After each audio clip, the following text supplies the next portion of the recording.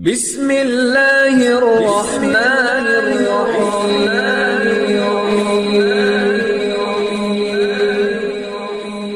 بسم اللہ الرحمن الرحیم۔ السلام علیکم۔ وظیفے کی اجازت کے لیے کمنٹس میں اپنا نام لکھ دیں، اور اگر آپ ہمارے چینل پر نیو ہیں تو ہمارے چینل کو ضرور سبسکرائب کر دیجئے گا۔ آج جو میں آپ کے ساتھ وظیفہ شیئر کرنے جا رہی ہوں، یہ وظیفہ ہے کسی بھی حاجت کے لیے اس وظیفے کو کر کے دعا مانگیں گے تو آپ کی وہ حاجت پوری ہوگی۔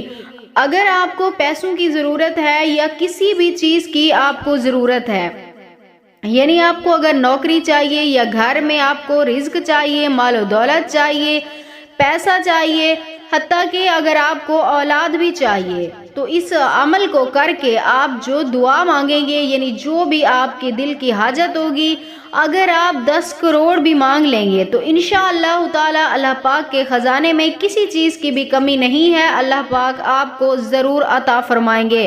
تو میں بتاتی ہوں عمل آپ نے کس طرح کرنا ہے کہ یہ ایک تسبیح کا عمل ہے، یہ آپ کسی بھی وقت کر سکتے ہیں۔ جب آپ کو کسی چیز کی حاجت ہو، اس سے پہلے آپ یہ تسبیح پڑھیں، اس کے بعد دعا مانگیں، انشاءاللہ تعالی آپ کو کسی کی مدد کی ضرورت نہیں پڑے گی، آپ کی غیبی مدد ضرور ہوگی۔